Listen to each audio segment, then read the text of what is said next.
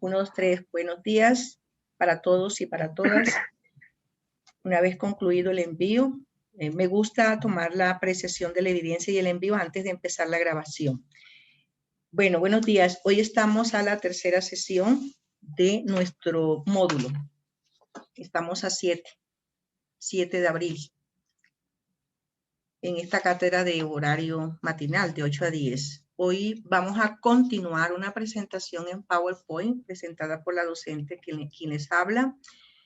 Vamos a continuar con la importancia del ejercicio del derecho, de su importancia, de la comprensión de lectura. Y vamos a abordar el lenguaje y el pensamiento, que de hecho eso es lo que estamos haciendo, ese canal, ese puente, de esa lectura que se hace entre el lector y el autor. Cuando tomamos un libro es muy distinto a esta forma que tenemos nosotros acá, que es de manera virtual, que de hecho estamos en un contacto, en una comunicación. Bueno, listo, pues preparémonos muchachos y vamos a compartir la PowerPoint. Arias, tú me comentas de esa presentación hasta dónde dimos ayer. ¿Listo? Para continuar. ¿Ok? Si alguien me lo puede decir, yo se lo agradezco. Señora. Ya, entonces me dice, profe, desde ahí no, sino desde tal parte. Quedamos en tal parte. Bueno, entonces aquí está la primera, eso lo agotamos, esto está agotado, que esa es la presentación. Sí, señora. Eso lo dimos. También lo ¿Por dimos. qué se lee? También lo dimos. ¿De qué depende la forma de leer? También lo dimos. ¿Cómo se nos presenta la lectura? Que es lo que acabo de decir, también lo di. ¿Cuáles son las clases de lectura? También lo dimos. También la superficial, la lectura selectiva. Un ejemplo, esa no, perfecto. Quedamos ahí. Bueno, aquí vamos en este momento para tomar este ejemplo, para abordar este ejemplo de cuando usted realiza la lectura selectiva, vamos a ocultar algo del pasado y de un personaje que nos aportó mucho. Y yo sé que esto va a ser un conocimiento nuevo para muchos de ustedes, para muchas de ustedes, sobre todo para los jóvenes, para los jovencitos. Aunque una vez me dijo un jovencito, profe, no necesariamente, porque a veces nosotros, los jóvenes, a veces somos un poco más estudiosos que algunos adultos. Me contestó así, le dije, bueno, eso es relativo, eso no amerita discusión, le contesté yo. Él hace como 3 años, un estudiante muy piloso, ya él se graduó. Entonces, es cierto, hoy vamos con este ejemplo de la lectura selectiva, vamos a encontrar un personaje que él vivió, igual que muchos de ustedes que tienen su edad, en confinamiento, en una finca, allá se internó y se llama Isaac Newton. En aquel tiempo, eso fue en Londres, en aquel tiempo estamos hablando de la peste bubónica, que también dejó muchas víctimas. Entonces, ¿cuándo se realiza la lectura selectiva? Por ejemplo, cuando se busca la fecha de nacimiento, o puede ser en este caso, en cuántos años tenía Isaac Newton, cuando al igual que nosotros que estamos sufriendo un semi-confinamiento, porque el año pasado lo vivimos de manera del 100%, y que este fin de semana lo vamos a tener, sábado, domingo y lunes.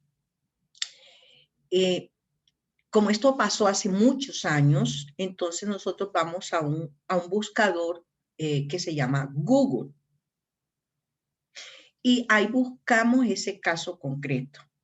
Entonces yo quise abordar, esta PowerPoint la readecué el año pasado para el momento que estábamos viviendo, que era más delicado, no más delicado, porque yo pienso que en este momento es más delicado, sino que estamos manejados por la élite de la comunicación a nivel internacional, y unos han sido capaces de decir lo que está pasando en su país, más otros están tratando de tapar verdades. Por ejemplo, Brasil ayer fue capaz de decirlo. Brasil está teniendo miles de muertos diarios y lo más preocupante es porque Brasil estamos de vecinos, ¿no? De alguna manera. Entonces, para ustedes saber cuántos años tenía Isaac Newton, inmediatamente también aborda cuándo fue eso, cómo se llamó esa pandemia de aquel tiempo. Se llamó la peste bubónica. Él tenía exactamente 23 años. ¿Por qué tocamos este ejemplo? Para que ustedes hagan un símil, para que ustedes tengan un referente y no se les olvide la lectura selectiva, porque siempre ustedes se van a acordar de que les abordamos aquí un buscador con relación a la edad y con relación al tiempo en que eso pasó y qué fue lo que dijo Isaac Newton para que aún nos quede más claro ese ejemplo. Isaac Newton murió pasado los 80 años, ustedes lo saben. Isaac Newton dijo que el tiempo en que él más aportes le dejó a la humanidad fue cuando estuvo en confinamiento. Esto es bastante, como yo le he hecho comentarios a los jóvenes de acá y como se lo he dicho al joven Kevin Arias, su monitor parcelador, que la juventud es muy estudiosa, muy estudiosa. Nosotros hemos tenido dirigentes muy jóvenes. Mire, si nosotros recordamos al doctor, que en paz descanse, que fue inmolado, que estuvo a punto de ser nuestro presidente, al doctor Luis Carlos Galán Sarmiento, quedó en la historia política de Colombia por el llegar a ser uno de los ministros más jóvenes que tuvo Colombia en aquel tiempo. ¿Sí? Entonces, eso dijo él. Ya les queda allí, nunca se me les va a olvidar porque se los asocié con un personaje de este momento y uno se pregunta, caramba, ¿quién le hacía los alimentos a él? ¿Qué hacía? Uno se empatiza en ese momento como un muchacho de apenas 23 años, cómo pudo lograr concentrarse. Bueno, profe, pero nosotros acá hemos aprendido algo también, profe. Vamos a no hablar de la juventud solamente, sino de todo Colombia, de toda la sociedad colombiana.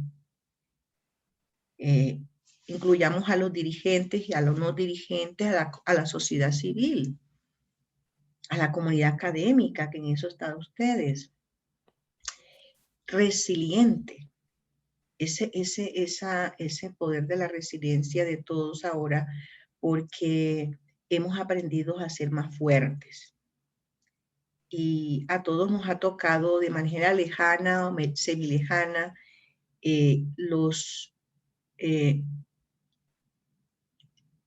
ese devastador galopazo que ha dado. A mí en lo personal se me han muerto estudiantes, padres, madres de estudiantes, amigas en Estados Unidos, en Barranquilla, aquí.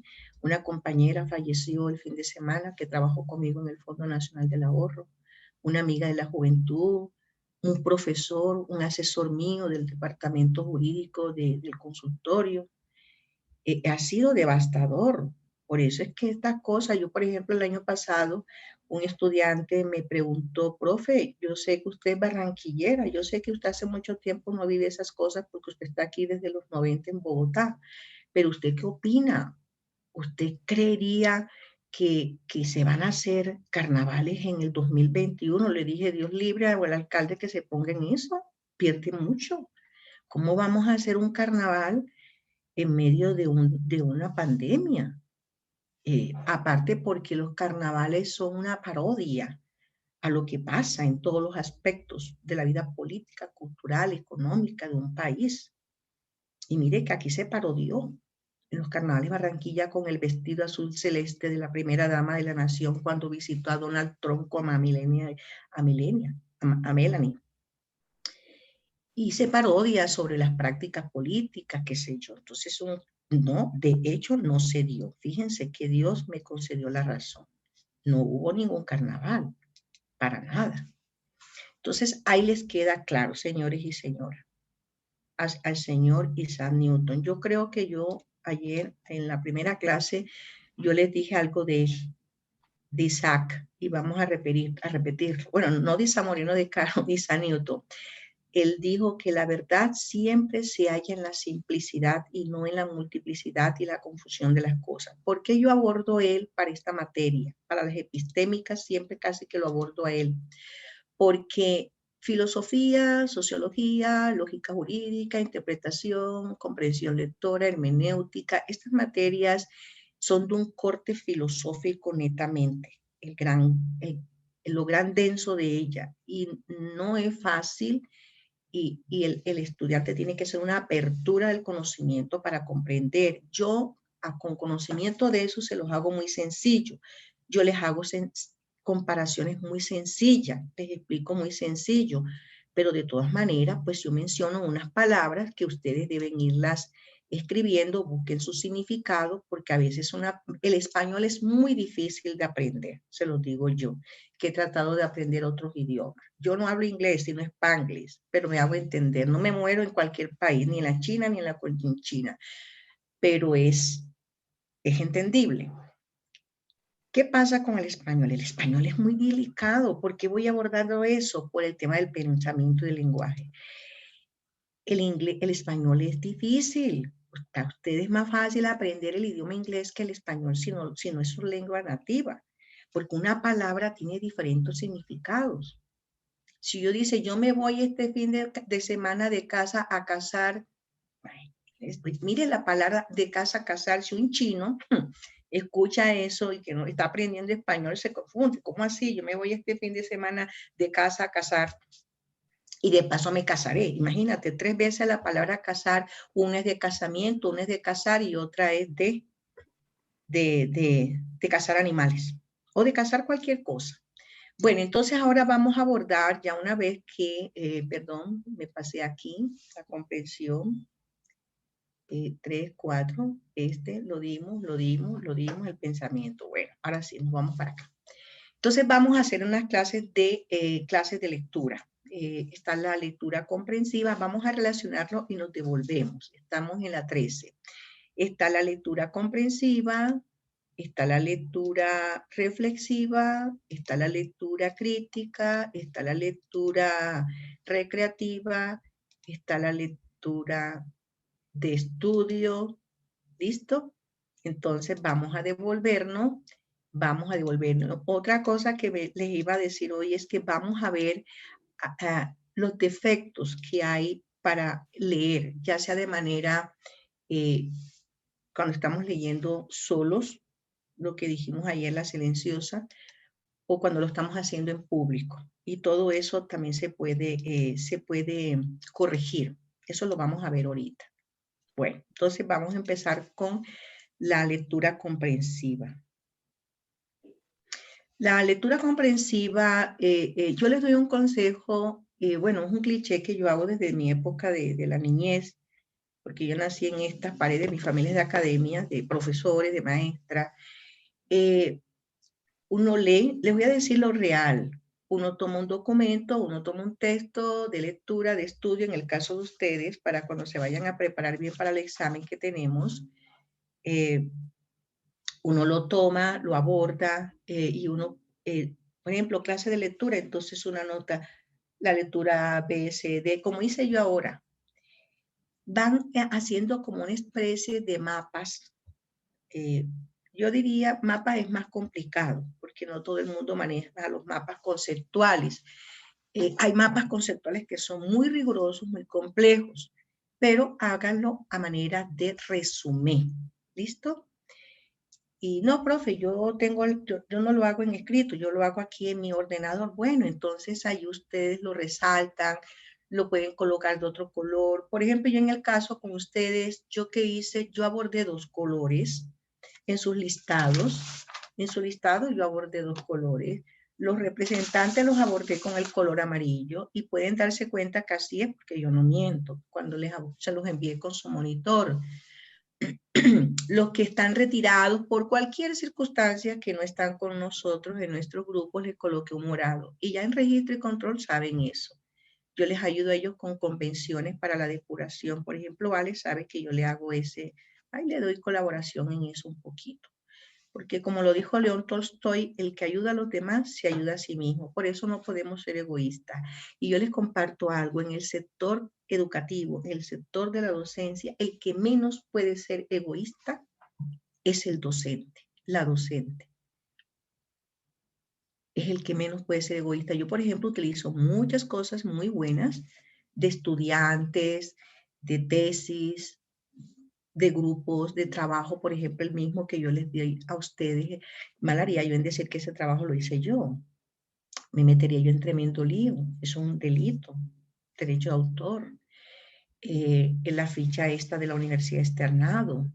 Y fíjense que yo, por ejemplo, yo en la parte de abajo, yo anoto la fuente. Internamente yo tengo el sistema te da la posibilidad de tú hacerlo, de mostrar a la persona que consulta que yo en la parte de abajo dije que la fuente era de la Universidad tal Pascual, ¿listo?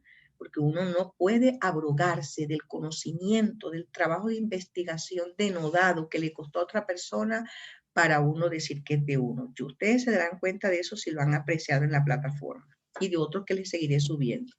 Entonces, la lectura comprensiva es la que vuelve una y otra vez sobre los contenidos impresos.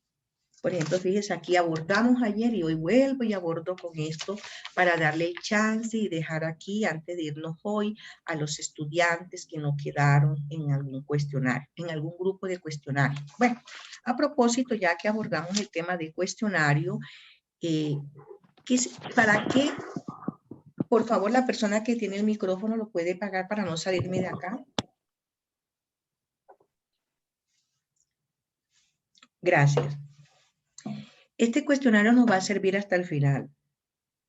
Vamos, disculpe, la conformación de los integrantes que están en este cuestionario nos va a servir hasta el final. Con esos grupos vamos a trabajar para la socialización, que nos demoramos 2 días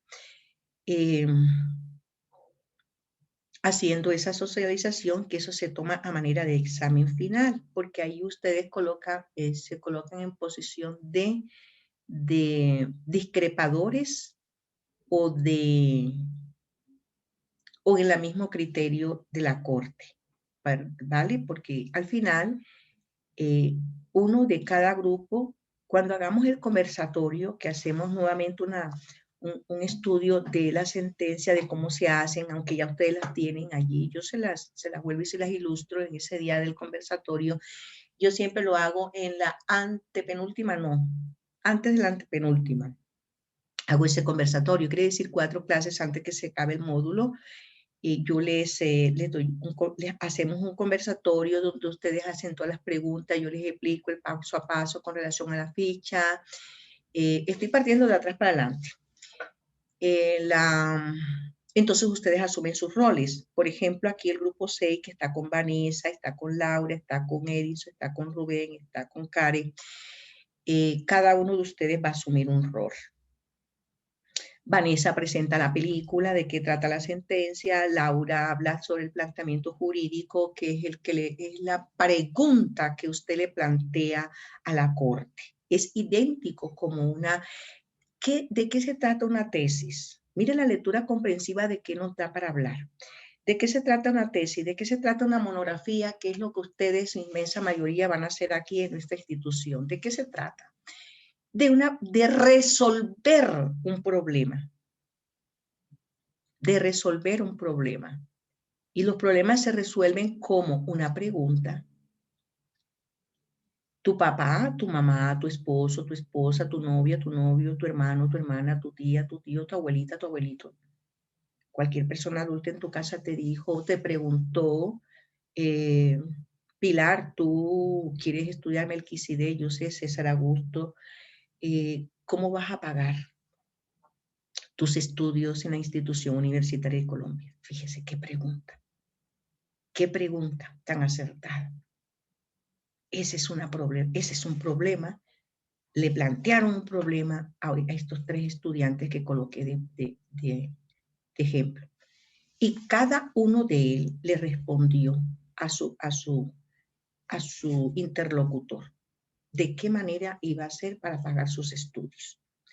Entonces, viene Edinson, ahí fíjense, me estoy adelantando un poquito, viene Edinson y Edinson puede hablar sobre la normatividad más relevante que se dio en ese estudio y que tuvieron en consideración los magistrados, magistradas.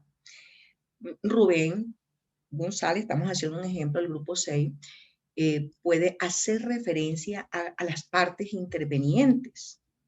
Las partes intervenientes no son ni el demandante ni el demandado. Esa es una cosa que yo siempre abordo y que yo se lo aclaro a ustedes.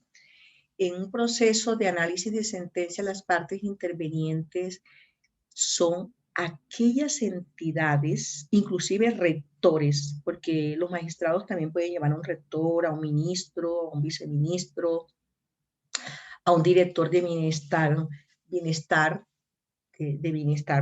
cuando se trata de temas relacionados con los niños, al procurador, en este caso sería la procuradora, o a una persona que el procuradora, disculpe, delegue para dar esa respuesta cuando se trata de un tema laboral ante el Ministerio de Trabajo, si es un tema de salud, con el Ministerio de Salud, anyway, etcétera, etcétera, con la intención de llenarse de más argumentos los magistrados, las magistradas, para tomar una decisión. Fíjense ustedes, ahí de paso qué bonita la pregunta que me abordó un estudiante ahorita en el chat. Las preguntas, yo siempre digo que cuando son realizadas con un sentido de responsabilidad, dinamizan la clase. Y así toma la decisión. Viene Karen Clavijo y hay muchas cosas más allí, le estoy diciendo lo más genérico, y Karen Clavijo puede asumir el rol de socializarnos a nosotros el criterio que ellos tuvieron de grupo con relación a la decisión que tomó la Corte, que puede ser el mismo, lo pueden avalar o pueden disociar un poquito. Pueden estar un poquito no de acuerdo, semiacuerdo, totalmente no de acuerdo, idéntico de igual manera como ellos lo hacen. Es más, yo se los voy a colocar nuevamente de ejemplo. En el caso cuando allá en el tiempo, que yo en ese tiempo se los comento de nuevo, yo trabajaba en el Congreso, formaba parte del equipo de revisión de los textos del mismo proyecto desde que entraba hasta cuando se convertía en ley, con la Oficina de Leyes de la Cámara de Representantes. Significa que cuando salió la ley 583 de 2000, que es la ley que habla sobre su ejercicio, cuando ustedes deben fungir de abogados y de abogadas de pobre, cuando ustedes deben fungir de abogados y de abogadas de pobre en los últimos 2 años de sus estudios de leyes en cualquier corporación, institución universitaria o en una universidad tradicional. ¿Cómo así que universidad tradicional? La universidad tradicional, vamos a tomar de ejemplo la Libre. La Libre o la Universidad de la Costa, donde yo orgullosamente estudié 10 años, 20 semestres, hice 2 tesis de grado. 5 años en Derecho, 10 semestres, 1 año. La ley indica que es mínimo 1 año de prácticas jurídicas, de fungir de abogado de pobre, se le presta ese servicio al estrato 0, 1, 2, 3, única y exclusivamente. Según yo tengo entendido, la Universidad Javeriana atiende hasta el 2º, pero nosotros hasta el 3º. Y con una excepción, cuando la persona está en condiciones, con unas condiciones de discapacidad física, motoras, audiovisuales, auditivas. Bueno, así no sea del estrato 3, mi estudiante en el consultorio jurídico me lo tiene que atender. Eso siempre se lo digo yo en las semi-inducciones que se les hacen ahí cuando ellos van a empezar. Por ejemplo, esta semana empezó un grupo nuevo, porque nosotros cuando no estábamos en pandemia el año antepasado, hasta el año antepasado, hacíamos la inducción allá en el Paraninfo. Ya no se puede. Ya no se puede. Ya ahora las cosas se hacen de otra manera. Ese es otro día, en otro tema que se aborde con ustedes, incluso si les llego a dar esa materia que se llama ética y código disciplinario del abogado. Entonces, ¿a dónde yo voy? Cuando Andrés Pastrana Arango saca esa ley, porque esa ley es de origen conservador, ojo que es de origen conservador, porque él siguió la línea de su padre cuando en el año 71 salió nuestro estatuto. Miren lo que nos da para hablar la lectura comprensiva. De recordar qué es lo que ustedes tienen. Nosotros tenemos ese decreto, que es un estatuto, decreto de carácter de ley. No está vivo todo, ni está muerto todo. Entonces, con fundamento en ese decreto, le hizo una reverencia a su padre, el doctor Misael Pastrana Borrero, que fue el conservador. Él tuvo un buen equipo de trabajo, de gobierno, y sacaron ese decreto para regular la conducta en aquellos tiempos de los abogados y las abogadas del país. Pero como el tiempo pasa, los actuares van cambiando. Hay personas que se van torciendo y hay otras que se van enderezando. Les estoy hablando en ese término peyorativo. Y en todas las profesiones ha habido motivos de dar de qué hablar. Lastimosamente, eso yo lo doy en ética, el deber de la dignificación de la carrera de derecho, de la profesión. Desafortunadamente, hay personas que dan que hablar de la profesión del derecho, pues, del abogado. Entonces, cuando se demanda esa ley que salió, que habla de que ustedes tienen que hacer, que no se homologa, que las practica el consultorio, son 2 artículos. Yo me la sé, hasta dormida me la preguntan y me la sé. Son 2 artículos única y exclusivamente. Ay, profe, que yo soy el hijo de la ministra, profe, ¿cómo está? Me mandó su amiga que trabaja allá, ayúdeme, profe, yo no puedo presentar las prácticas jurídicas porque tal, y mire que ella, mi mamá y su amiga, no. Mi hijo, por ser tu mamá, tu amiga, con mayor razón. Yo te puedo ayudar en todo lo que te direcciono. A mí me han pasado muchas cosas que llegan, ay, profe, mire que tal, que no sé, sé que yo tengo amigos en todas las instancias de gobierno, y no es mentira, ni es chicanería, es verdad.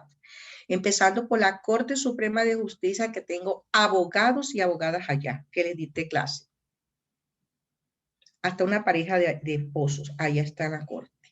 Y una de mis grandes amigas en Bogotá, allá es de la Corte, de la Corte Suprema, y el del Consejo Superior también. El director de comunicaciones, fui profesora de él, de Reinel Beleño. Interiormente también allá. Del Consejo de Estado, todavía no sé a quién tengo allá, sinceramente. Del Consejo de Estado no sé. En el Congreso, ni se diga. En el fondo, ni se diga. En la Escuela Superior, ni se diga. En la Alcaldía de Bogotá, ni se, mejor dicho. Yo, ¿qué les quiero decir con esto? Que uno tiene que actuar en derecho. Uno ayuda. Yo ayudo hasta donde el derecho, la lealtad, pertenencia, disciplina y mi profesionalidad y eticismo me lo permite. Pero no abordo pasos delicados. Por algo estaré allí. Ustedes saben que un director, una editora, un consultor tiene que tener una impecabilidad de hoja de vida. No solamente que esté bien preparado, sino los antecedentes. Que su hoja de vida pase por todas las IAS, incólume. Entonces, Karen Clavijo, entonces se demanda esa ley, ese es un ejemplo de esto, se demanda esa ley y dijo, vuelvo y les repito, para que ya quede claro allí esa explicación y vamos enseguida aquí a abordar el tema de los cuestionarios. Y se dijo el doctor que lo consultaron hace 3 días, a propósito, ayer consultaron a Bernato Choval de Penal, 2 grandes jurisconsultos que vamos a tener para la historia en Colombia, la historia de Latinoamérica, la historia de Iberoamérica. Créanme, se van a acordar de mí. De aquí a 20 años, que yo creo que el doctor José Gregorio no estará con vida y nosotros de aquí no sabemos quién. Pero Bernardo Ochoa creería que todavía podría estar vivo porque él está joven. Serán jurisconsultos prominentes de la historia iberoamericana. Créanme que sí. Entonces, ¿qué pasa? Que el doctor José Gregorio Hernández, que yo personalmente no lo conozco, algún día me gustaría decirle la propaganda que le hago, a ver si al menos me autografía alguna constitución de esas que tengo yo acá. Él dijo, hagamos algo. Dijo como presidente de la Corte, es asequible esa ley que sacó Andrés Pastrana Arango, la ley 583 de 2000, donde los estudiantes de Derecho no pueden homologar eso. Tienen que hacer sus prácticas jurídicas, así sean el hijo del presidente, así sean el hijo de la procuradora, así sean el hijo del defensor del pueblo. Tienen que hacer sus prácticas jurídicas, así sea que tengan mucha amistad con la directora, con el director, no señor. Y no se homologa. Y tienen que fungir de abogados. Lo único que los salva de ir a las entidades que la profe Marley no los puede mandar es a los funcionarios públicos. Los funcionarios públicos, los que trabajen con gobierno, no pueden. No los puedo mandar ni a la Contraloría, ni a las personerías, ni a las comisarías, ni a la fiscalía, ni a ningún juzgado los puedo mandar. Yo no puedo mandar a un señor agente a la policía, que tengo bastante. Yo no lo puedo mandar a a ser de abogado defensor allá en la rama judicial, no puedo. Me metería en un tremendo rollo. Entonces él dijo, es exequible la ley, pero la vamos a condicionar. Entonces el artículo primero del decreto 196 del año 1971, durante el gobierno de Misael Pastrana Borrero, papá de Andrés Pastrana, el que sacó en el año 2000 la ley de ustedes, la ley de los estudiantes, dijo que sí, los estudiantes de Derecho que están bien preparados con ustedes, en semestre 1, 2, 3, 4, 5, 6, 7, cuando ustedes hagan sus 7 semestres bien completicos, que no deban materias, por eso tienen que ser muy pilosos con eso, que no deban materia y que no deban platica, porque eso es en todas las universidades del país, en la nuestra. Esos son los 2 requisitos sine qua non, que no deban materia y que no deban platica, para que se adquiera la calidad de estudiantes adscritos, se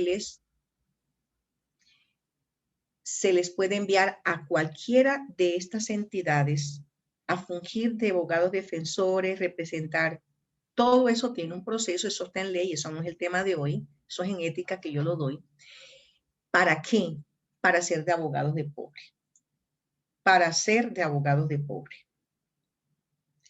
Pero entonces, ¿qué fue lo que dijo el presidente? Siempre y cuando estén asesorados, dirigidos por un docente autorizado por la institución. Por eso es que, con eso cierro y me devuelvo con los cuestionarios, por eso es que todo consultorio jurídico y centro de conciliación, empezando por la de las universidades de Medallo, el Atlántico de Barranquilla y la Nacional en Bogotá, la Externado, la Javeriana, la Universidad de la Costa, donde yo estudié en Barranquilla, debe tener un cuerpo asesor. El cuerpo asesor debe ser docentes de la misma universidad, de la misma corporación o institución universitaria. Y en todas las ramas del derecho, ¿vale? En el penal, en el laboral. Y deben estar en administrativo, riesgos laborales, de pensión, todo el equipo. Allá, ¿qué tal que vaya Melquisedec a hacer las prácticas jurídicas y yo no tengo un asesor porque yo no soy penalista, yo no soy laborista, yo soy experta en administración pública, yo más que todo atiendo allá temas, todo lo que son de los de servicios domiciliarios, temas de policivos, pero un tema penal no puedo, mal haría yo. Vaya una visita de un par y saco un expediente y diga, venga acá doctora, pero si usted es administradora pública, usted porque aquí está atendiendo, está revisando un proyecto, un caso de un estudiante de penal. Imagínense tremendo el rollo que meto a la universidad. Ahora dirán ustedes, sí, profe, eso está bonito, hermosísimo lo que está diciendo, pero nosotros queremos saber cómo es el cuento con los cuestionarios. Sencillo. El día de hoy, el grupo 3, aquí está, el día lunes responde por ese cuestionario Dara Sofía Villamor Duarte. A la hora no sé cuál va a imponer nuestro monitor, esa es su discrecionalidad, yo no me meto en eso. Pero eso sí, él a mí me responde por los 5, hasta el grupo 5. Esta es la última vez que voy a hablar de eso, ya no más, para que sigamos la clase, aunque ha caído en la lectura comprensiva como ejemplo. Hasta el grupo 5, mi querido monitor, parcelador, el sábado me responde. Voy a darle ese chance con mi trabajo que yo hago con la universidad del consultorio. Hasta las 11 de la mañana. Hasta las 11 de la mañana. Porque yo tengo plazo hasta el mediodía de enviar un reporte a la universidad del consultorio. Hasta las 11 de la mañana le doy el chance a él para que me envíe esos 5 cuestionarios consolidados. Uno solo. Y a su vez, después que yo se lo apruebe, yo se lo devuelvo aprobado y entonces él se lo socializa a ustedes y yo lo subo a la plataforma como evidencia de una actividad semanal que yo dije que iba a hacer y que tengo que cumplir. Entonces, Dara va a responder ante mí a través de ese canal que se llama el monitor parcelador Arias. De enviarle ese cuestionario que entre ustedes 5, entre Dara, Camilo, Eduard, Lori y Kevin, lo harán. El mismo Arias, pero entonces va a estar de monitor porque él tiene muchas responsabilidades, es Dara. De lunes. Y que el cuestionario del día lunes lo complementaron o lo están complementando con el material que dimos ayer, ¿vale? Y así sucesivamente. El grupo número 2, donde está Melquisedec, Catherine es la que va a responder. ¿Estás captando, Melquisedec, que te veo ahí en cámara? ¿Estás captando? Sí, señora. Muy bien, gracias. Bueno. El grupo número 3, que es hoy, va a responder por el cuestionario de hoy, que es Daniela Acosta. Daniela Acosta responde. Si en el grupo, y voy enseguida a decirlo para que no se me vaya la palomita. Un ejemplo, vamos a dar el ejemplo con el grupo de Daniela para los demás. Si en el grupo de Daniela hay alguna observación, alguna inquietud, lo que fuere, que no es de Daniela, sino de Lili, relacionada con mi materia. Lili le comenta a Daniela internamente, ella verá cómo lo hace. Dani, ¿por qué tú no dices, mándale un mensaje al monitor? No es que me van a llamar, pues, o sea, que yo la mañana estoy ocupada, de la tarde estoy ocupada, de la noche estoy ocupada. A mí la noche, no, ya trabajé casi hasta las 11. Casi hasta las 11 con las 2 monitoras del curso. Entonces, es injusto, pues, uno estar llamando a alguien cuando hay una línea. Entonces, si es relacionado con mi materia, Lili le dice a Daniela y Daniela es la receptora a su vez. Ella también va a ser la receptora y le va a decir a Arias y Arias me lo informa a mí, vea, profe, tal cosa, como lo dijo Arias ahora con relación a nuestro estudiante que es muy, ha sido atento a la clase, ¿vale? Bueno. No más. Yo pienso, el grupo 4, para que cerremos y sigamos avanzando, que es Juan Carlos Boneo Torres, Lady, Mario, Miley, María y Juan Camilo. Miley es la que va a responder. María, cuéntame, ¿qué pregunta tienes? Profe, ¿cuántas preguntas deben ser? Mari, ya eso lo abordamos, pero tranquila, te lo respondo. Yo no coloqué un máximo, pero un mínimo puede ser 6, 5. Pero, por ejemplo, de la clase de hoy, a mí no me parece 5. Da para más preguntas, ¿vale? Recuerda que el conocimiento, en la medida que hay más conocimiento, en la medida en que hay más preguntas acerca de un tema, hay más conocimiento. Mira el ejercicio que hace, mira que yo digo lo bueno de nuestros gobernantes. Yo les quito la camiseta. Yo me despojo de mi orientación política y religiosa y todo. Fíjate esa actividad que está haciendo nuestro presidente con su cuerpo de gobierno, desde todas las entidades territoriales, que lo hace todos los días antes del noticiero de las 7. Entonces, ¿él qué es lo que hace allí? Despejar dudas, despejando dudas. En la medida en que más dudas él resuelva allí, la gente va a tener más conocimiento de las cosas. Ah, que profe, esas son políticas del orden central. Profe, qué pena, ¿me permite?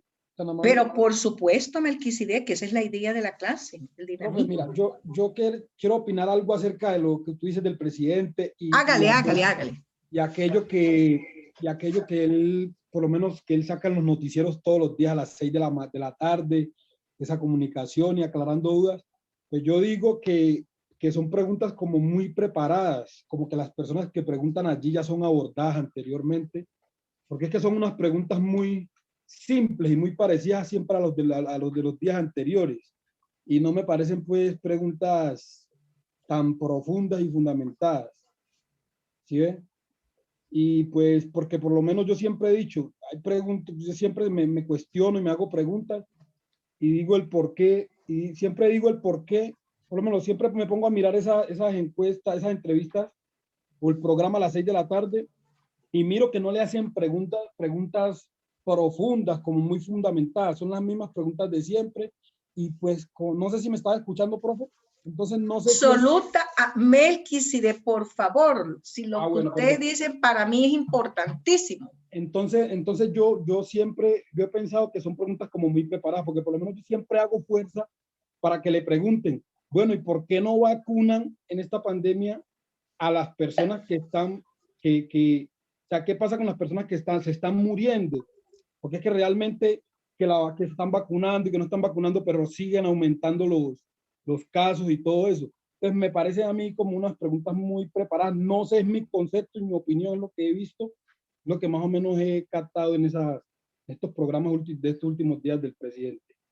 Bueno, yo voy a decir algo con mucho respeto Claro, de nuestras instituciones, de nuestros gobernantes, de instituciones, de gobernantes del cuarto poder de Colombia, de la comunidad internacional.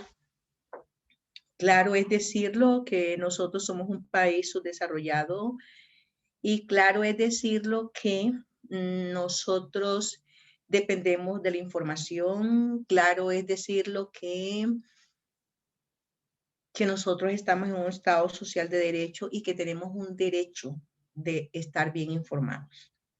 Pero también claro es decirlo que nosotros somos alienados por la información que los gobernantes de la élite política, económica, mundial quieren que tú sepas. A veces pues se les sale de las manos, por ejemplo, mira el caso de Brasil. En Brasil, una periodista brasilera lo dijo ayer. Creo que ya va por la ronda. Tú sabes lo que son 200.000 muertos diarios. Eso es una cosa espeluznante. Eso es espeluznante. Y yo se lo dije ayer, esto es de política pública, esto es de política pública. Fíjate tú, yo lo dije ayer, ¿cómo es posible que nos dejen en la casa, perdón, que tengamos que salir de casa durante una semana para que nos manden sábado, domingo y lunes? Ya ha hecho metástasis las personas que fueron contagiadas. Pero nosotros no podemos hacer nada. Yo no me puedo quedar aquí hoy, no voy a ir al consultorio, no, señor, a menos que no quiera ir a su trabajo una persona que por responsabilidad social se sienta un quebranto de salud y por responsabilidad no vaya. Porque yo he visto personas que se han sentido quebranto de salud y aún así se han puesto bravas y han ido a trabajar. ¿Y qué puede uno hacer allí? Una persona que se sienta un quebranto de salud, aunque no sea ese animal, pues tiene que tener responsabilidad y evitar ir y cuidarse en casa. Entonces, ¿a dónde yo voy con lo que tú estás diciendo? Yo no estoy hablando en sí del contenido de lo que él está hablando, sino de esa estrategia, ¿no? De tratar de mantener informados. Ojo a lo que estoy diciendo, informados. Pero de todas maneras es una buena estrategia de política pública nacional porque en medio de las cosas que quieran decir o no decir, siempre dirán unas que otras que son reales. Ok, Melquisedec. ¿Puedo Bueno, decir algo? Hola, pero, profe. claro, profe, claro. por supuesto, hazle, dile. Bueno, profe, por lo menos desde mi punto de vista, que yo soy bacterióloga también, me parece a mí que la estrategia de gobierno, con todo respeto, yo siento que ha sido un poco descuidada desde el punto de vista epidemiológico y Es decir, yo nunca entiendo, ni mis colegas entendemos por qué esperan cerrar, por ejemplo, en diciembre, cuando hubo el brote fuerte en Bogotá en enero. Nunca entendimos por qué esperan que las cosas, o sea, que pasen las fiestas para poder cerrar, para poder tomar medidas. Si desde mi punto de vista como bacterióloga, yo diría que lo mejor es cerrar antes para evitar. Entonces, hay como algo más bien económico, como, no sé, yo siento que las entidades de salud no son escuchadas totalmente. Bueno, cerremos la discusión allí. La verdad que tú sabes que el mismo sector microempresario y el mismo sector informal fue el que empezó a quejarse el año pasado. Entonces, mira todas las rencillas que hubo entre el poder distrital de Bogotá con el gobierno central de Bogotá y central de Colombia.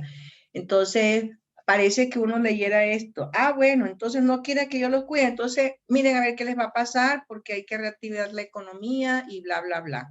Y nosotros, por eso lo repito, vuelvo y repito, el motor de una sociedad es la economía, definitivamente. Bueno, vamos a darle la última palabra a Pilar y continuamos. A ver, Pilar, cuéntame. Buenos días para todos, profe, buenos días. Bueno, con respecto a lo que están debatiendo en este momento a las vacunas y al contagio, en mi caso yo tengo 3 hijas médicos con mucho dolor en el alma, veo y estoy de acuerdo con mi compañera que participó anteriormente. ¿Por qué esperan que la gente se contagie si estamos en un momento neurálgico de contagio? Solamente sueltan a la gente como vaquitas al potrero y vuelven y los encierran. Y yo también estoy de acuerdo que creo que es un negocio, porque las vacunas las están negociando, no están cumpliendo con el protocolo de vacunación, no están haciendo las cosas como son. Pero bueno, dejémoslo así porque desafortunadamente nos tocó vivir esta situación con el gobierno que está manejando muy mal las cosas a mi punto de vista. Y segundo, profe, tengo otra pregunta. Cuando se saca una ley como la que la profesora nos acabó de dar, que es la 583 del 2000, y se hace una exequibilidad o una inexequibilidad, ¿se debe siempre pasar por una sentencia? Esa es mi pregunta y como la tengo como pendiente. ¿Cómo así? La pregunta, ¿cómo es? De la sentencia. Sí, profe, cuando se sacó una ley, ¿sí? Y ahí siempre por debajito dice declarada exequible por tal persona. Entonces, siempre es obligatorio una sentencia por debajo de esa ley siempre habrá una sentencia. No necesariamente, no. ¿Cómo se declara exequible o inexequible? ¿Cómo se declara? Está bien, ya te lo voy a decir. Gracias. Ya te lo voy a decir. Ya te lo voy a decir. Permíteme que estoy aquí contestando algo que están mandando de allá de la universidad. Permítame. Ya te comento. A ver, no todas las leyes, Pilar, ojo con esta pregunta y continuamos la clase. Bueno, estamos en la clase. No todas las leyes son demandadas. Depende del interés, de la motivación que despierte en la sociedad colombiana. Porque las leyes son factor poder. Es una pregunta muy buena y tú sabes que esto es de mi resorte, porque desde mi juventud hasta el 2002 trabajé con la rama legislativa. El ejemplo claro, verbigracia, el ejemplo claro de la ley 583 de 2000, que fue demandada. ¿Vale? Entonces, ¿qué pasa? Tú puedes ver otras leyes tranquilamente, que nadie las demanda, porque no despiertan. Tú sabes cuál es lo álgido, Pilar. Ya va Mari, ya te doy el tiempo, María del Carmen. Te voy a dar la última intervención, ¿vale? Contigo para continuar, ¿vale? Pili, y para el resto, cualquier ley es susceptible de ser demandada.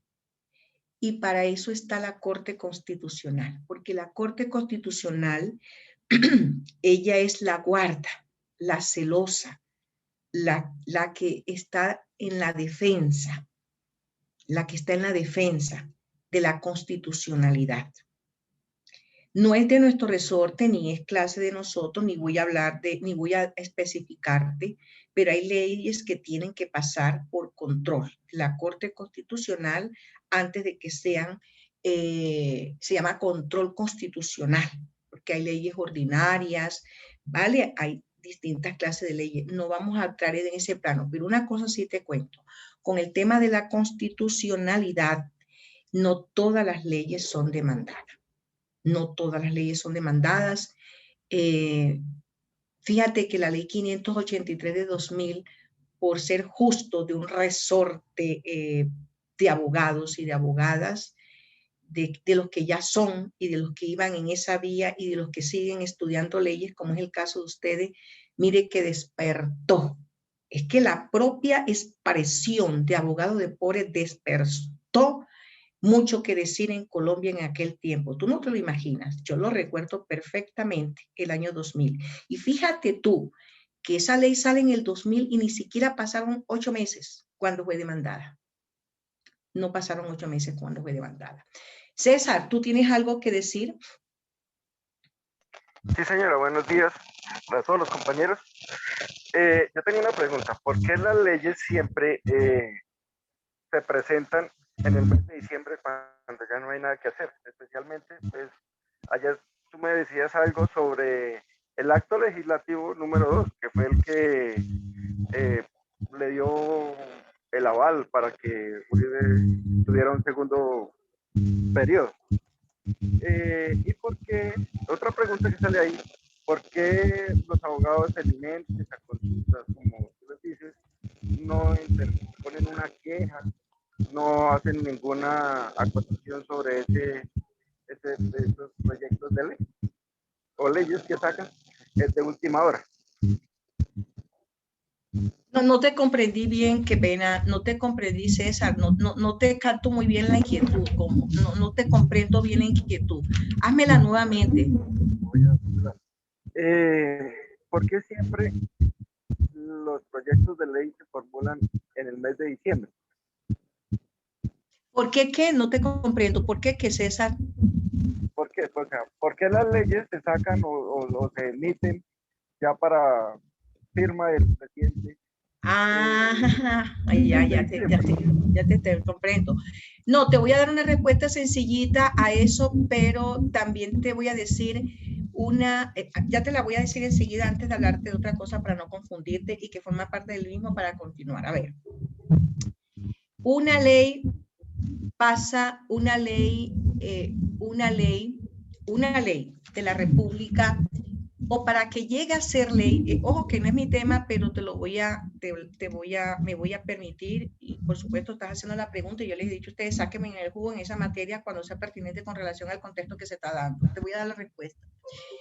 Un proyecto de ley, lo que se convierte en ley es un proyecto. Vamos a hablar de ley, no vamos a hablar de acto legislativo. Un proyecto de ley, cuando entra, ya sea por Cámara o por Senado, por favor, el que tenga el micrófono lo apaga porque tengo dos cuestiones acá y me salgo y se nos arma un bololo acá. Si entra por Cámara, cuando entra por Cámara, esa era la labor que yo hacía, cuando el proyecto de ley entra por Cámara, hay que mirar a cuál de las comisiones constitucionales permanentes, que son 7, hay que enviarlo. ¿Para qué? Para que ella sea allá le nombran un ponente coordinador, que es el defensor de ese proyecto, es el defensor, es defendida por una bancada de esa comisión, que a su vez en Senado también va a tener un defensor. Entonces, ella es estudiada en la Cámara, te lo digo así rapidito, y cuando ya es estudia en Cámara, entonces pasa internamente para el Senado, porque allá también tiene que ser estudiada en Senado, tiene que ser debatida en sesión plenaria, ella pasa por accidentes, pasa por conciliaciones, no todas pasan por accidentes, por conciliaciones, unas van directico al grano, como dicen por allí, se levanta un texto. Ya cuando ella le levanta, tiene que ser unidad, debe haber unidad entre el texto que levantaron en Cámara con el texto que levantaron en Senado y regresa a la Cámara donde tuvo origen, que en este caso fue Cámara, un ejemplo, y entonces en Cámara es donde se levanta un texto y se va a Palacio. Allí es firmada. Entonces, ¿qué pasa? Estamos hablando que ese es un proceso, un periodo constitucional. No es que sea porque el profe tiene que ser al final. Aparte, porque dicho sea de parte, los congresistas tienen 4 meses de vacaciones. Ellos salen en diciembre y entran en marzo. Después en marzo entran y salen en junio. En junio entran. Acuérdense que se instala siempre en julio. En julio. Mire, ahorita estamos en marzo, en abril. Estamos en abril, se supone que ellos deben estar sesionando. A veces, estando, debiendo ellos entrar en marzo, cuando el proyecto es de gran relevancia, importancia para el gobierno, no digamos tanto para el país, sino para el gobierno, se convoca a sesiones extraordinarias. Muchas veces ellos en enero les toca para continuar el proceso. Hay veces cuando no es de mucho interés para el gobierno, se mueren. Proyectos, muchos se mueren. Los mayores proyectos que se mueren en el Congreso son los de corte social. Entonces, César, ¿qué pasa?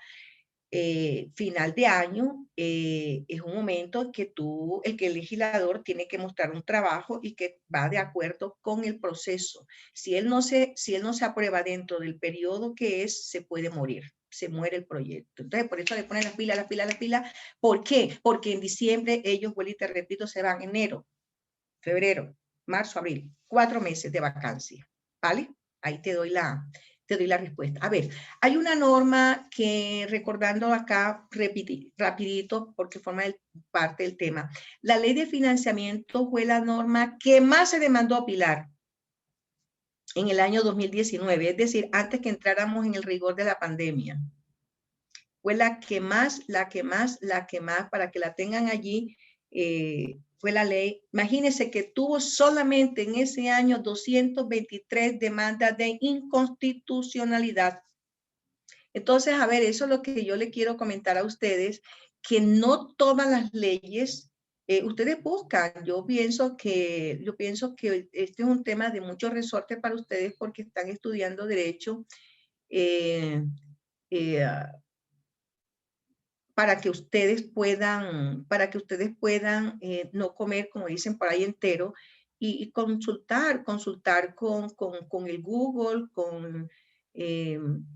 cuáles son las leyes. Por supuesto, se podrán ustedes imaginar cuáles son las leyes, ya se los he dicho, que tienen más demanda, las de corte, las laborales, las de pensión, las de las personas pensionadas. Créanme, hagan ustedes ese ejercicio también de investigación. Las leyes más demandadas en Colombia son las que se transitan por la Comisión Séptima Constitucional Permanente del Honorable Congreso de la República de Colombia. Bueno, sigamos. Bueno, a ver, entonces, la clase de lectura, ya vimos la comprensiva, entonces, mire, ya son las 9:10, yo pensaría que para que continuemos, vámonos de 5 minutos de break, porque ya son las 9:10. 5 minuticos de break, ¿les parece? Sí, profe, claro, como tú digas. Bueno, entonces a las 9:15. Vamos a dejar aquí de compartir para quitar el micrófono. Okay. 9:15, muchachos.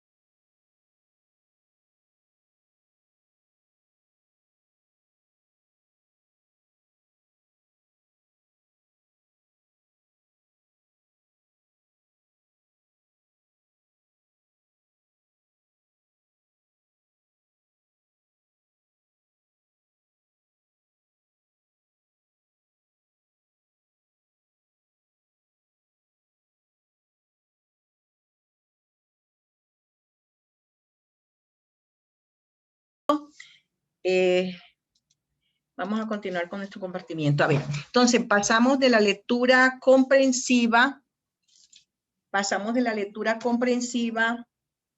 a la lectura reflexiva. La lectura reflexiva es la que realiza el pensador, el filósofo, la persona de manera más profunda, más que una lectura lenta y reposada. Es una meditación en la que no cuenta el número de páginas leídas, si a la persona no le interesa si es muy denso el material, a la persona lo que le interesa es aprender, sí, aprender. A ver, la lectura reflexiva, en otras palabras, más o menos, va a ser la que ustedes van a hacer, definitivamente, con el análisis de la sentencia, de la Corte Constitucional, porque ustedes ahí no solamente, empezando porque van a hacer un acto de reflexión, van a hacer un acto de inflexión y de reflexión, de escoger, de pensar en qué tema ustedes van a presentar, en qué tema se van ustedes a ubicar. ¿Listo? En qué tema se van ustedes a ubicar para estudiar esa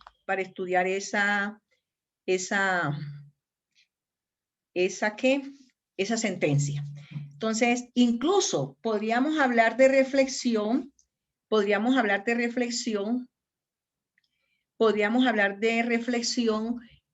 el mismo cuestionario que ustedes van leyendo poco a poco.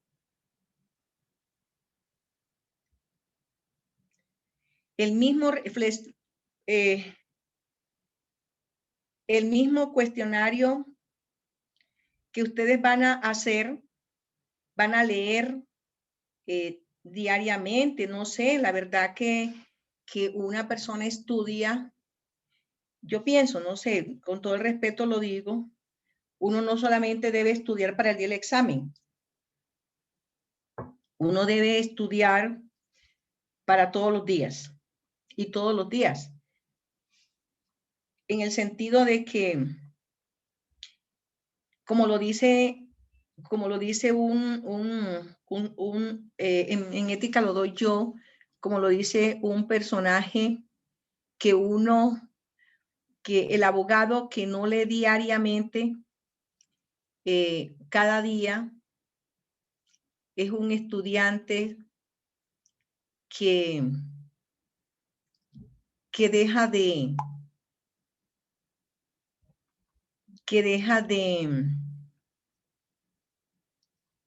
ser abogado, porque el abogado debe estar trabajando todos los días.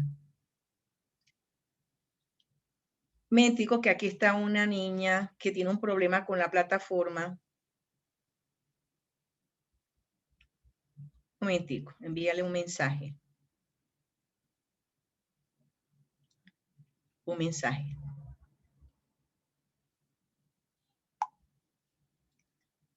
Permíteme un momentico y le digo. También tienes que decirle a ella, tienes que decir acá si tú eres del grupo nocturno A o B.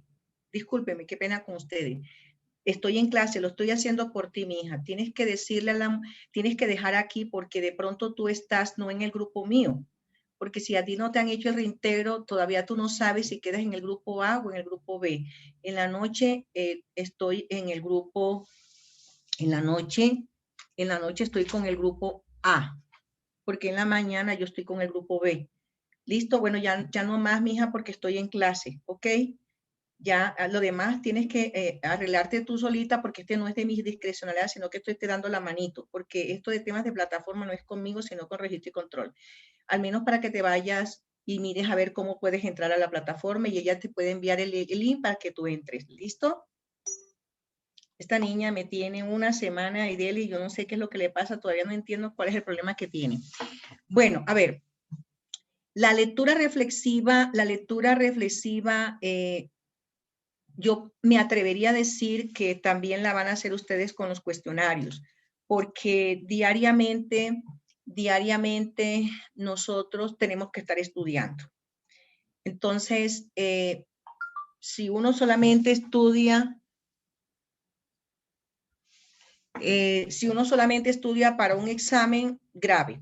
Ahora, la lectura crítica, esa lectura crítica la podemos traslapar inclusive también para el análisis de la sentencia, porque ustedes se van a colocar en una posición de acuerdo o desacuerdo, en una posición crítica, es la palabra. Bueno, ¿y por qué la Corte Constitucional, la profesora nos está diciendo que la Corte Constitucional es la defensora de los derechos humanos? ¿Por qué entonces la Corte Constitucional, en una sentencia que yo escuché, no le cedió la razón, no tuteló el derecho que está vinculando una persona pensionada? Un ejemplo, que de hecho es así. No vamos a complicarnos la vida más con eso, pero sí, el año antepasado, ya una de las últimas veces, sin saber nosotros que iba a ser una de las últimas veces que íbamos a estar por estos lados en la sala de audiencias, porque este año tengamos la certeza absoluta que vamos a seguir virtual. Tengamos la certeza que así va a ser. Dicen que para el 20 más o menos es que va picada, apunta en la vértice a partir del 20, por el tema de, como dijo la niña ahora que está en salud, de la gestación de ese animal en los organismos de las personas. Entonces, no creería yo que podamos ir. Yo quería, la verdad, si no se hubiera presentado la Semana Santa y las consecuencias que se están teniendo y que se van a ver como el 20 en el momento, como digo yo, de la evolución de él en el cuerpo humano, yo tenía pensado eso. Pero como entró la Semana Santa, entonces ya no los puedo llevar. Yo quería llevarlo en 2 grupos. Entonces lo hacemos acá, lo recreamos acá. Entonces, vea, este tema del análisis de la lectura crítica, ustedes van a analizar las argumentaciones de los magistrados y de las magistradas. Como por ejemplo, fíjense el caso de esta misma ley, la 583 de 2000. Si ustedes analizan esa sentencia, muy lindo sería que alguien se le dé por hacerlo, por analizar esa sentencia. Ustedes se van a dar cuenta los argumentos que tuvo la sala de la Corte Constitucional para declararle exequible condicionada. Fíjese que eso es otro estilo. Se declaró desequible, pero condicionadamente. Qué bonito que les despierte ese interés a ustedes. Qué bonito que les despierte ese interés a ustedes y que la busquen. Es del 2001, ¿vale? Y ustedes miren también cómo se llenó. Por eso se habla de llenura del Espíritu Santo, ¿verdad? Las personas que son creyentes. ¿Me puedes dictar otra vez la sentencia? La sentencia es del año 2001. Es la sentencia que responde a la demanda de inconstitucionalidad de la ley 583 de 2000. Gracias, profe.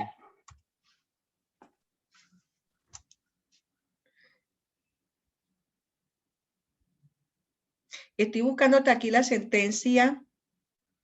Voy a buscarte exactamente, permíteme un momentico para buscártela aquí. Sentencia de demanda ante la Corte.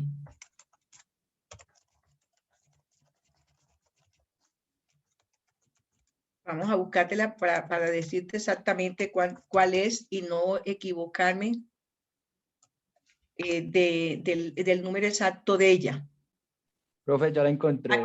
La sentencia C-143. Es que tenía un lapsus ahí, si era la 42, ya no se me va a olvidar nunca más, es la 143. Es la 143 del 2001. Esa es la sentencia. Para el que quiera la puede tomar ya. Profe, ya yo tengo mi sentencia y va a ser esa. Esa sentencia es muy bonita, es de carácter procesal, por supuesto. No es una sentencia de carácter ni moral, ni social, ni es de contenido, nada. Es una sentencia procesalista. ¿Listo, muchachos? Bueno, seguimos. No, pero qué bonito que estuvo esa preguntita, porque ahí entonces nos venimos para acá. Y otra pregunta. por favor, apaguen el micrófono, ¿sí? Profe, otra preguntita. Es que dice, se somete al contenido de un texto a un profundo análisis, o sea, tiene que ser profundizado con los argumentos y afirmaciones que tiene que tener el crítico, o sea, el que obvio, porque si se lectura crítica, uno también tiene que ser el crítico leyendo lo que está expresando, ¿no? Entonces mi pregunta es, o sea, ¿tiene que someterse al texto profundo para que sea válido? No te comprendo cómo así que si se tiene que meter al texto. Porque es que, o sea, mira, dice, cuando se somete al contenido de un texto a un profundo análisis para probar la validez de sus afirmaciones o argumentaciones, tiene que ser la lectura, o sea, profunda en el análisis para que sea válida. ¿Sí es correcto? Sí, tú tienes que leerlo, sí, mío, tú tienes que leer porque, a ver, ¿qué te cuento? Cuando, te voy a colocar un ejemplo porque aquí hay personas de la fuerza pública. Cuando tú sabes que el Código de Policía en Colombia ya iba para casi los 50 años. Sí, sí, señora. Ya iba casi para los 50 años, el Código Nacional de Policía. Entonces, tú no puedes, fíjate, esa pregunta tuya tuvo más acertada para dónde, para darte este ejemplo. Cuando esa ley pasó por accidente, hubo comisión accidental de ella para unificar el texto tanto de Senado como Cámara. Fue el grupo más extenso que yo tuve. Eran casi 14 funcionarios que tuve de la policía en la noche, cuando estaba en proceso. Ella tomó de un año para el otro, porque esa es una ley muy especial, el Código de Policía. Entonces, cuando sale ese Código de Policía, también tuvo sus problemas. Analiza cuántas demandas, incluso podríamos aquí verificar las demandas que ha tenido. Aquí lo vamos a colocar. A ver qué nos dice. Fíjate tú, cuando salió el Código Nacional de Policía, uno puede decir, la Corte resolvió demanda contra el Código de Policía porque fue demandado. Sí, sí, señora. Pero no todo, ¿no? Sobre algunas expresiones, esto, qué sé yo, otro. Para no analizar ese caso, porque no es del resorte hoy de la clase, lo podríamos hacer, pero no salimos del esquema, te comento algo. Tú no puedes. Ese Código de Policía tuvo sus irregularidades en el sentido que tú no puedes aplicar un Código de Policía de la manera como salió, la conducta de un caleño, de un barranquillero, de un manizaleño, de un payanés, una persona que nació en son idiosincrasias, son comportamientos distintos. Una persona de clima frío es tan distinta su comportamiento a una persona de clima cálido, que es más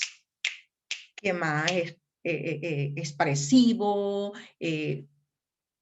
sí tiene su propia idiosincrasia muy distinta a una persona un poquito más parca, de las personas de los altos, de las personas, por ejemplo, Cundinamarca. Tú no puedes una persona de Boyacá compararla con una persona de allá, por ejemplo, del comportamiento de una persona de la zona de la costa atlántica. Sí, claro, sí, señora. Entonces, ¿qué pasa? Esa cuestión de la música, imagínate tú en la costa ahí, eso es del grande de un closet, lo que se le llama peacock. Entonces, sí, en las épocas precarnavales los prenden en los barrios, ya las personas en los barrios populares se acostumbran a eso. ¿Qué fue lo que hicieron en Colombia, en la costa, en la costa ahorita para los carnavales? Las personas, tú sabes que el disfraz más currambero es el de las marimondas, que la persona se pone un vestido de lentejuelas de colores dorados y de todos los colores, y se coloca aquí una máscara que se llama máscara, una máscara, esta es la marimonda, el disfraz de la marimonda, el disfraz de marimonda de Barranquilla. Entonces, ¿qué significa? Ese disfraz de la marimonda es el que es más representativo de los carnavales de Barranquilla. Es un personaje corpóreo, es un ícono del carnaval de Barranquilla utilizado como un disfraz. Entonces, ¿qué pasó? En el barrio abajo de Barranquilla, para los que conocen Barranquilla, van a recordar que queda prácticamente el barrio abajo parte, lo que es la parte del barrio abajo y la parte del Prado, viejo Prado de Barranquilla, cuando ya tú caminas unos metros, 1,25 cuadras, 2 metros y te encuentras con el famoso que fue Coliseo Cubierto de Barranquilla y pasas por el famoso Teatro Amida de la Rosa, que dicho sea de paso, el gobierno de Barranquilla, hay que decirlo porque como se dice una cosa, se dice la otra, lo dejaron caer, está grave, lamentable, donde cantó Paloma San Basilio, donde cantó Rafael, donde cantaron figuras maravillosas, podríamos dar ese referente. Entonces, ¿qué pasa con la marimonda? En el barrio abajo de Barranquilla es donde vive la gran población, donde se trabajan. Desde allí viven las personas, las carrozas, los carnavales. Entonces, ¿qué hicieron en el barrio abajo de Barranquilla este año?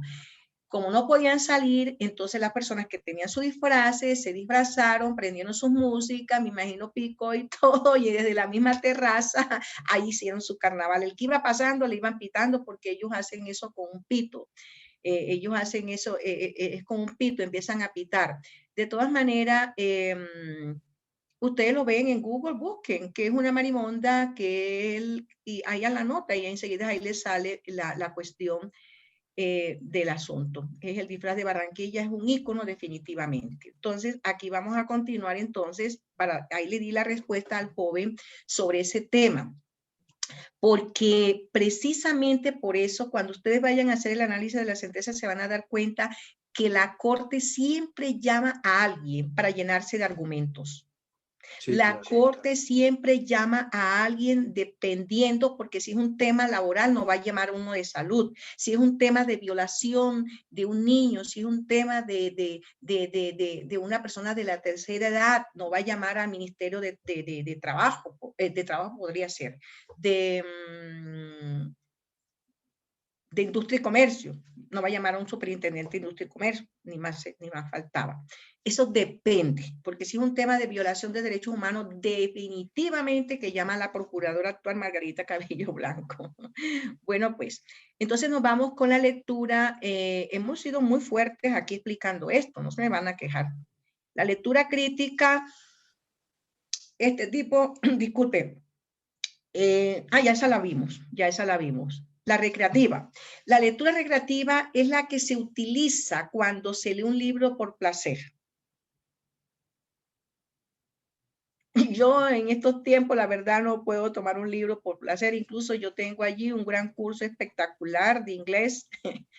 Ni guitarra, nada. No he podido ni lo uno ni lo otro porque me concentro mucho en esta actividad académico-laboral que tengo con la institución universitaria, porque la mejor manera de yo responderle a esta institución es con mi entrega, con mi esfuerzo, con mi disciplina, prepararme bien para sus clases, para no quedarle mal a ella. Es lo único. ¿De qué manera más le puedo yo responder, agradecer a esta institución? Presentando, haciendo bien las cosas.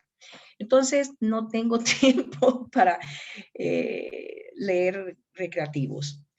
Sí, estoy haciendo una lectura y eso por unos programas que estoy viendo de Turquía, porque el gobierno de Colombia tiene muy buenas relaciones con Turquía, con Estambul. Entonces, da unas series muy bonitas y me gusta porque es muy romántica, muy contemporánea, y entonces hablan de unas poesías que a mí me gusta la poesía. Como buena costeña que soy, imagínense, vecina de donde nació Gavipa, a mí me encanta la poesía. Y por eso me tienen como que me gusta y me recreo un poquito cuando puedo. Anoche ni por obvias razones, usted sabe que me acosté muy tarde. Entonces, la lectura recreativa es la que se utiliza cuando usted lee un libro por placer. Dicen que puede realizarse rápidamente. Edinson, ¿tú quieres decir algo? Que te levantaste la manito. Profe, buenos días. ¿Es ahí donde deja volar la información o la imaginación? Yo diría... Yo diría que la imaginación, ¿no? Imagínate qué cosa tan hermosa eso, estudiar por qué razón se llama 100 años de soledad. ¿Por qué? ¿Quién marcó ese en la mente de Gavito, ahí hay un personaje que marcó eso. Mañana se los voy a traer porque hice un trabajo de eso. Me lo recuerda Arias. Profe, pues, Ojalá yo tenga tiempo. el- ¿Quién marcó? ¿Quién de los personajes de 100 años de soledad marcó el por qué se llamó 100 años de soledad y no 90 años de soledad? profe, pues yo donde tengo entendido, eso fue de la imaginación. Una mujer, fue una mujer. Sí, señora, correcto. Fue una mujer la que marcó eso para que Gabriel García Márquez le hubiera dado ese contexto, ese nombre a 100 años de soledad. Pero bueno, es un tema muy literario, muy bonito, que lo podríamos abordar. Voy a mirar porque tengo una cantidad de cosas que hacer en el consultorio, pero si podemos lo hacemos. Es más, ahora que termine la clase, me toca trabajar con Gitra y la plataforma de ustedes y los de la noche. Bueno, entonces, si puedo, yo lo encuentro y mañana se los comparto, un trabajo que yo hice de literatura con relación a Gavito, con relación al personaje que más se destacó en 100 años de soledad. 100 años de soledad. Bueno, entonces, el poético, mire, es que la lectura recreativa, como lo dijiste tú, Edinson, es que eso es volar, la imaginación, colocar, volar, volar. Mira, una cosa importante, algo que yo aprendí en Estados Unidos. Un intelectual que se vaya de Colombia para los Estados Unidos lo llega a comprender. Y por lo regular, las personas que viven en Estados Unidos, que se fueron para finales de los 70, 80, incluso parte del 94, son personas que ya pasaron por una universidad. Y de una cosa que se concientiza un colombiano, una colombiana en los Estados Unidos, es el pragmatismo. Y de una cosa que nos damos cuenta cuando llegamos a vivir allá en ese mundo anglosajón, es que nosotros nos gusta andar mucho. Por favor, cierren el micrófono, sí, para no devolverme porque estoy en 2 cuadrantes. Gracias. Es que andamos mucho por las ramas. El abogado en Colombia es muy filosófico, es muy poético. El abogado de Estados Unidos es más contundente, más pragmático, más al punto. Dicho sea de paso, nosotros, lo voy a mencionar, ustedes saben que yo no soy de origen conservadora, pero no vamos a mirar sus actos, vamos a mirar lo bueno de él. Voy a mencionar un personaje que estuvo durante mucho tiempo, muchos llegaron a pensar que iba a fallecer allí en una de sus curules. Estamos mencionando a el conservador, este señor, ay, se me escapó ahorita, todo un lapsus tremendo.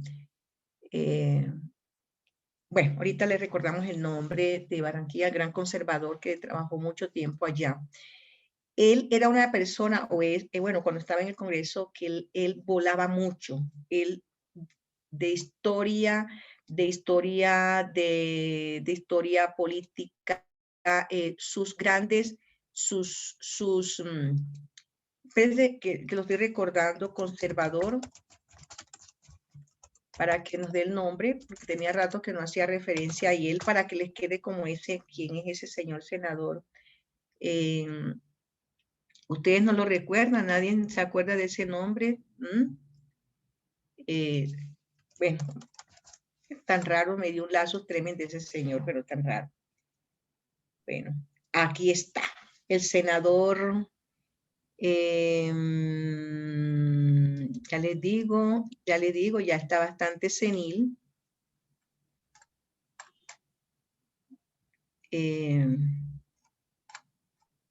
Pero tan raro que no sale el nombre acá, ¿ves? Tan raro, también al Google como que le dio un lapsus tremendo. Profe, ¿no será el nombre de Roberto Senil? Roberto Gerlain Echeverría, así es. Roberto Gerlain Echeverría, por fin dimos, pero tan raro que me dio ese lazo, muy rarísimo. Bueno, este señor Roberto Gerlain, dígame, vea, ¿por qué lo menciono a él? Porque él fue un gran legislador. Él no se lo ganaba a nadie en la batalla de la defensa de un proyecto de ley. Por supuesto, muchas cosas, pues no vamos a hablar de eso porque a mí no me interesa hablar de esas cosas ahora, pero sí sacar a colación de que él le ponía mucha poesía, mucha verso, esa historia grecorromana, todo eso en su psiquis, Roberto Geley. Jorge ya falleció. ¿Qué iba a decir? Él está inmerso en escándalos del clan Gerlain, ¿no? Ellos Sí, no, tienen... pero no toquemos eso, yo por eso se lo dije, no vamos a tocar nada de eso porque si una cosa es clara, no, a mí me gusta destacar, yo me quito mi color de camiseta. Yo ahorita mismo no estoy en política, en mi juventud lo estuve, viajé por muchas partes de Colombia, sobre todo Bogotá, y ahí fue cuando yo me enamoré de Bogotá y del Congreso, y 7 años después Dios me dio esa petición que le hice con mi corazón en una oportunidad. Y todas las que le he pedido me las ha dado Dios, porque Dios en su inmensa sabiduría, benevolencia y misericordia te da lo que tú le pides, pero cuando Él ve que tú estás preparado para eso. No me gusta decir las cosas negativas de nuestros gobernantes, de nuestros legisladores, de nuestros ministros, alcaldes, no.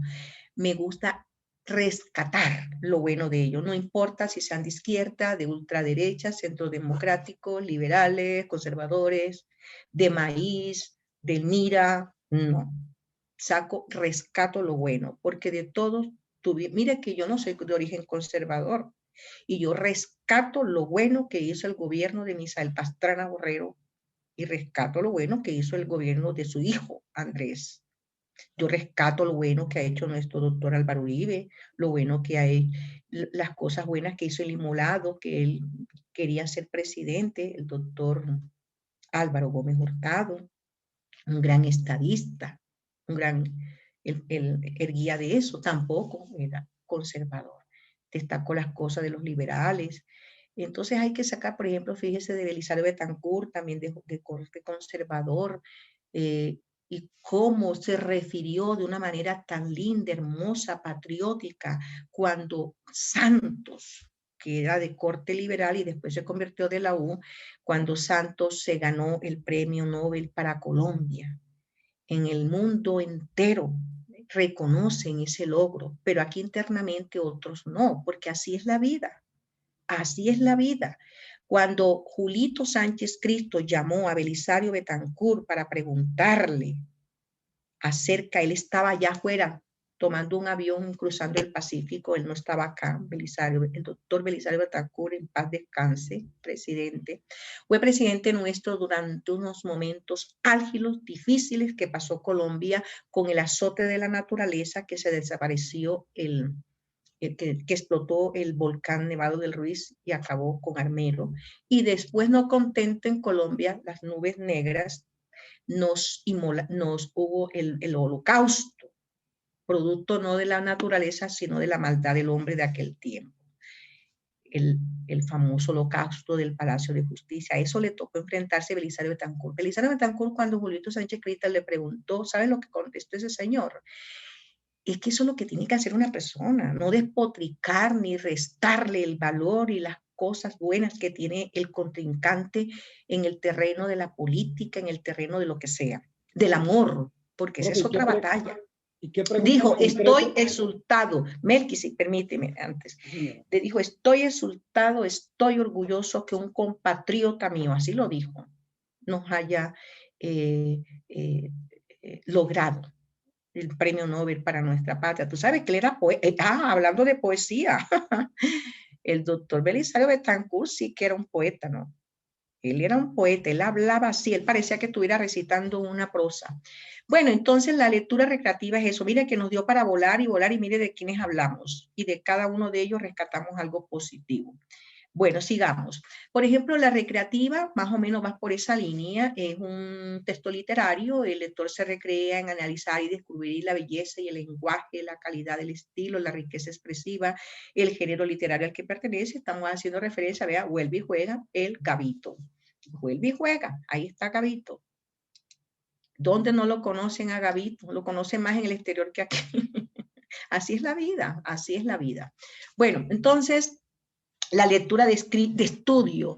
Este es un tipo de lectura, la lectura de estudio es un tipo de lectura que es un tipo de lectura que requiere de mucha concentración. No es fácil diferenciarla de la comprensiva, si bien puede considerarse la síntesis de todas las demás. ¿En qué sentido puede considerarse la síntesis de todas las demás? Para la muestra un botón. Voy a terminar acá para incluir al estudiante o los 2 o 3 que hacen falta en el cuestionario. Acá. ¿Dónde van a ustedes a hacer una comprensión sintética y no superficial cuando vayan a estudiar el cuestionario? Y no va a ser el día antes del examen. Tienen que hacerlo todos los fines de semana. Y todos los días. Bueno, entonces yo voy a terminar acá. Voy a terminar aquí con esta parte. Dejamos la lectura de estudio de funciones. Mañana Sara o Melquisedec o Victoria me hacen el favor y me recuerdan que quedamos en la 21. Que quedamos en la presentación 21. Mañana vamos a hablarles de las disfunciones que se cometen al leer. Las disfunciones que se cometen al leer. Vamos a hablar en qué consiste la comprensión lectora. Y mañana terminaríamos esto. Yo pensaría, yo miro a ver si más bien también mañana yo les puedo, yo pensaría, no creería, pero vamos a mirar a ver si de pronto mañana también les comparto, voy a salirme de acá. Listo. Les comparto un link. Yo creería que sí. Yo pensaría, me tocaría mirar la plataforma. Un link para que sea audiovisual.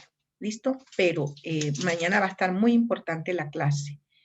Bien, bien, señores. Entonces vamos a hacer un ejercicio. Vamos a hacer un ejercicio. ¿Quiénes de las personas que están presentes no quedó en grupo de estudio por las razones que sean? No me interesan escuchar las razones. ¿Quién no quedó? ¿Quién no quedó? A ver. Cuando yo empecé la clase hubo 2 personas que me interrumpieron. Profe, yo, qué pena. Yo levanté la manito. Hola, Juan Carlos, ¿cómo estás? Muy bien, gracias, profe. Me alegra muchísimo. Bueno, Juan Carlos, vamos a buscar, vamos primero, tú sabes el proceso de adopción. Vamos a hacer un recreo, ¿vale? Antes de irnos. Tú eres un buen muchacho, tienes buenos comportamientos, educado en buenos principios morales, religiosos y todo eso. Entonces vamos a dejar que un coordinador de algún grupo diga, me gustaría adoptarlo para mi grupo porque tiene un buen comportamiento, porque va a ser una buena, como dicen los congresistas, una buena ficha. A ver, entonces, Juan Carlos, estás ahí expuesto al auditorio. Dejémosle el auditorio que tome la decisión de adoptar. ¿Quién no quiere adoptar este muchacho hoy?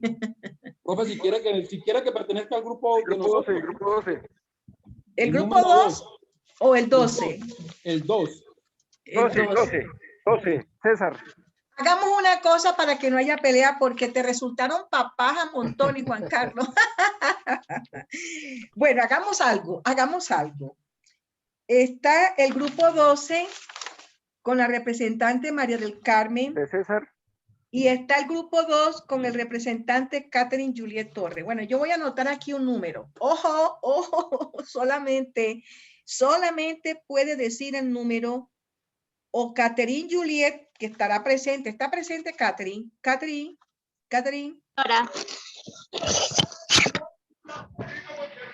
Catherine Juliet está presente, listo. Y del grupo 12 está presente María del Carmen Moreno. Sí, señora. Voy a silenciar. Listo. Del 1 al 5. Aquí anoto el número. Nadie me está mirando. No me mire. Del 1 al 5. A ver. La niña Catherine. ¿Ah? Di un número del 1 al 5. El 3. No. María del Carmen. Del 1 al 5 di un número, María del Carmen. 2. No. Te toca el turno de nuevo. Catherine. 4. Te lo ganaste. Don Juan Carlos, usted, después de un largo proceso de adopción, ha sido adoptado por el grupo número 2. ¿Cómo le parece? Profe, hay mucha interferencia, no le escuché nada. Bueno, el grupo número 2 adoptó a Juan Carlos, o sea, Melquisedec, te saliste con la tuya. Ok, profe, muchas gracias. Juan Carlos Peña. Bueno, Juan Carlos, ya está. Andrés Felipe, cuéntame, ¿tú también quieres que te adopten, niño? Sí, profe, buenos días. Estoy con el grupo y pues, desearía también tener un grupo de trabajo. También quiere ser adoptado. ¿Quién quiere adoptar a Andrés Felipe? El primero que diga lo adopta. El 12. Yo lo adopto. El 12, bueno, vamos para el 12. El 12. La niña, bueno, María del Carmen, por fin tienes otro hijo. ¿Dónde está María del Carmen? El grupo 12, María del Carmen. profe. María del Carmen, hola, María del Carmen, ya tienes otro niño ahí, ¿eh? Andrés Felipe, ¿vale? Vale, profe. Gracias. Andrés Felipe, ¿qué? Bienvenido. Gracias. Ok. Andrés Felipe Heredia Villamil. Heredia. Villamil. Listo, bueno, pues. Bueno, chicos y chicas, muchas gracias a todos. Mire qué lindo es. Traigo yo de grupo, Jenny Jiménez. Yo adopto a Jenny. ¿Ah? Jenny. ¿Quién? El grupo 5. El grupo 5 adopta ¿a quién? A Jenny. ¿Jenny qué? Jenny Jiménez. Jenny Jiménez. Listo. ¿Quién más falta? Muchas gracias. De nada. Bueno, listo. Vamos a tomar la foto y las despido porque ustedes necesitan irse para su otra clase. Bueno, ay, yo que el reloj a poner una alarma. Bueno, vamos a tomar la foto. Bueno, muchachos y muchachas, me encantó tenerlos hoy en mi clase. Espero que les haya gustado. Lo más importante no es que les haya gustado la clase. Lo más importante es que hayan aprendido. Mire, es que esto no falla. Aquí está la alarma sonando. Aquí está. Bueno, listo. Vamos a tomar la fotito. Nos vemos mañana. Ya Aria sabe lo que tiene que hacer con mis clases, ¿verdad, Aria?